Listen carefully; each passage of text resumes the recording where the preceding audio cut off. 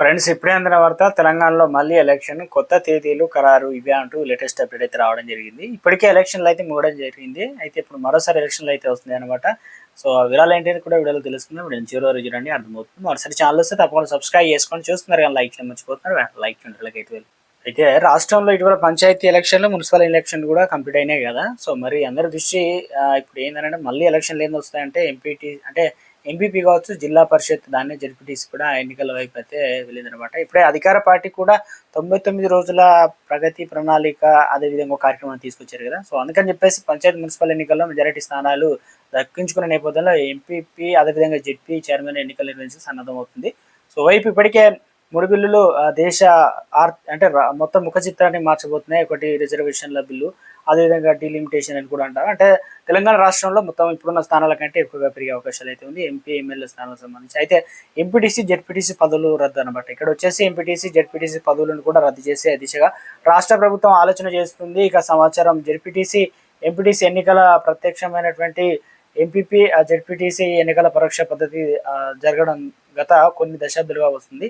అయితే ముఖ్యంగా కీలకంగా ఏంటంటే గ్రామ పంచాయతీలు కావచ్చు, మండల పరిషత్ కార్యాలయంలో తదితర చోట్ల ప్రోటోకాల్ సమస్య ఎదురవుతున్న నేపథ్యంలో కొన్ని చోట్ల ఎంపీపీ, వైస్ ఎంపీపీ అదేవిధంగా జెడ్పీటీసీలకు ప్రత్యేక ఛాంబర్లు ఏర్పాటు చేయాల్సిన పరిస్థితి ఉండేది. కాబట్టి ఇప్పుడు ఎంపీటీసీ జెడ్పీటీసీ వ్యవస్థల వల్ల పెద్ద ప్రయోజనం ఉండదన్నటువంటి నిర్ణయాన్ని ప్రభుత్వం కూడా వచ్చినట్టు తెలుస్తుంది. అయితే ఒకవేళ ఇప్పటికే ఎందుకంటే సర్పంచ్ ద్వారా ఎంపీపీల ద్వారా జెడ్పీటీ అంటే చైర్మన్ అయితే ఇలా ఎంపిక చేసుకోవడం జరుగుతుంది. ప్రజలు నేరుగా ఎంపీటీసీలను జెడ్పీటీసీలను ఎన్నుకునేటువంటి అవకాశం ఎన్నుకునేవారు. అయితే విధానం రాష్ట్ర ప్రభుత్వం చెక్ పెట్టే అవకాశం అయితే ఉంది. ఎందుకంటే కొత్తగా ప్రతిపాదన ప్రకారం మండలంలోని సర్పంచ్లందరూ కూడా కలిసి తమలోని ఒకరిని ఎంపీపీగా ఎన్నుకుంటారు. జిల్లాలోని ఎంపీపీలు ఎంతమంది ఉంటే వాళ్ళందరూ కలిసి ఓటింగ్ ద్వారా జిల్లా పరిషత్ చైర్మన్ ఎంపిక చేస్తారనమాట సమాచారం. ఈ విధానం వల్ల ఎంపీటీసీ జెడ్పీటీసీ సభ్యుల ఎన్నికల కోసం వేల కోట్ల ఖర్చు అంతా ప్రభుత్వానికి మిగిలమేడే కాకుండా ఎన్నికల సమయటువంటి ప్రక్రియ కూడా వేగంగా పూర్తవుతుందని చెప్పేసి సర్కార్ అనేది ఈ విధంగా ఆలోచన చేస్తుంది అనమాట. ఉమ్మడి జిల్లాల వ్యాప్తంగా ఏమవుతుందంటే ముఖ్యంగా ఉమ్మడి పాలమూరు జిల్లా వ్యాప్తంగా మొత్తం 74 ఎంపీపీల స్థానాలు,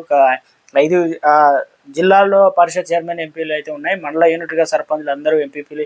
ఇప్పుడే గ్రామ పంచాయతీలో చూసుకున్నట్లయితే సర్పంచ్లు అయితే వచ్చారు కదా. జిల్లాలో ఉన్న ఎంపీపీలు అందరూ కూడా కలిసి ఒకరిని జెడ్పీ చైర్మన్గా ఎన్నుకునేటువంటి విధంగా అధికారులు సన్నద్ధం అయితే చేస్తున్నట్లు ప్రచారం జరుగుతుంది. సో ఎప్పుడు జరుగుతాయని దానిపైన ఎలక్షన్లు అయితే చాలా ఇంపార్టెంట్ కదా. సో అందుకని చెప్పేసి మే చివరన లేదా జూన్ మొదటి వారంలో ఎన్నికలు అయితే జరుగుతాయి అనమాట. సో ఇప్పుడు ఏప్రిల్ అయిపోయింది, నెక్స్ట్ మే, జూన్ 2 నెలలకు సంబంధించి సర్పంచ్ అప్పటికే మనకి యాసంగి కూడా వస్తుంది అనమాట. అంటే వానాకాలం ఇప్పుడు ఏదైతే ఉందో పంటలకు సంబంధించి మున్సిపల్ ఎన్నికల పార్టీ అభ్యర్థుల పెద్ద ఎత్తున గెలుపొందడంతో ఎంపీపీ అధికార పార్టీ ఎక్కువగా సీట్లు సాధించుకోవాలని చూస్తున్నారు.